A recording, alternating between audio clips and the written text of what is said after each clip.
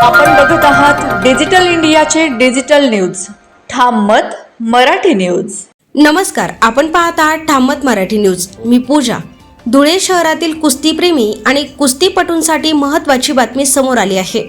धुळे शहराची कुस्तीची शान म्हणून ओळख असलेल्या जवाहरलाल स्टेडियमचा आता कायापालट होणार आहे। स्टेडियमच्या आधुनिकीकरणासाठी तब्बल 2 कोटी रुपयांचा निधी उपलब्ध करून देण्यात आला आहे। याबाबतची माहिती धुळे तालुका तालीम संघाचे अध्यक्ष रवींद्र आधाव उर्फ गड्ड्या पहिलवान यांनी पत्रकार परिषदेत दिली आहे। अनेक वर्षापासून बांधकाम झालेले असल्याने जवाहरलाल स्टेडियमच्या मोठ्या प्रमाणावर सुधारणा करण्याची गरज होती।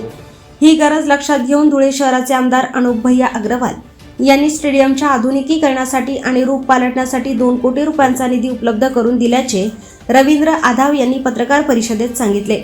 स्टेडियमच्या आधुनिकीकरणामध्ये नवीन मातीचा आराखडा, मॅटसाठी स्वतंत्र आखाडा, 2 चेंजिंग रूम, बाथरूमची सुविधा तसेच आंतरराष्ट्रीय दर्जाची कुस्ती मॅट उपलब्ध करून देण्यात येणार आहे।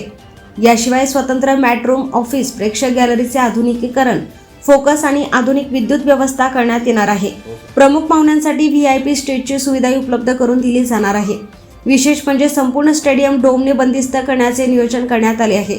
त्यामुळे उन्हाळा असो किंवा पावसाळा कुस्तीच्या स्पर्धा आयोजित करण्यासाठी स्टेडियम उपलब्ध राहणार आहे। दरम्यान स्टेडियमवरील बोरिंग आणि साऊंड सिस्टीमची कामे पूर्ण झाली असून उर्वरित कामेही लवकरच पूर्ण होतील असा विश्वास यावेळी व्यक्त करण्यात आला।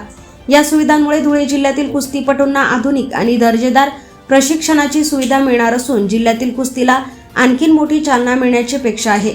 जवाहरलाल स्टेडियमचा होणारा हा कायापालट धुळ्याच्या कुस्ती विश्वासाठी किती महत्त्वाचा ठरणार हे पाहणे आता महत्त्वाचे ठरणार आहे। ठाम मत मराठी न्यूज नेटवर्क, धुळे।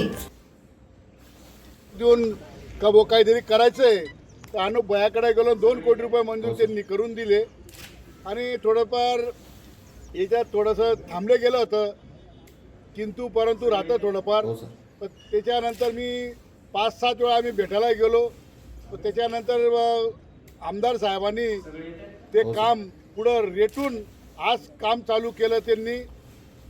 आणि हे तर पहिलं काम आहे, अजून 2 काम बाकी माझी आज। म्हणजे परवान लोकांसाठी एकदम आपण म्हणतो ना भूतो ना भविष्यामध्ये असं काम होणार नाही, मी ते काम करणार आहे डायरेक्ट।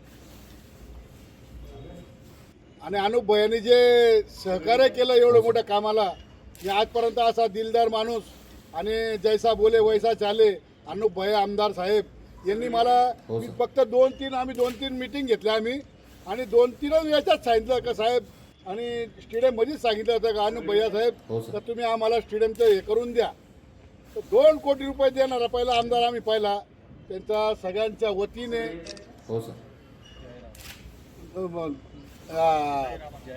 जाहीर आभार करतो त्यांचं। आणि असंच आमच्या पाठीशी त्यांनी राहावं आणि कुस्ती क्षेत्र वाढवण्यासाठी आम्हाला भरभराटाचा आशीर्वाद द्यावा त्यांनी।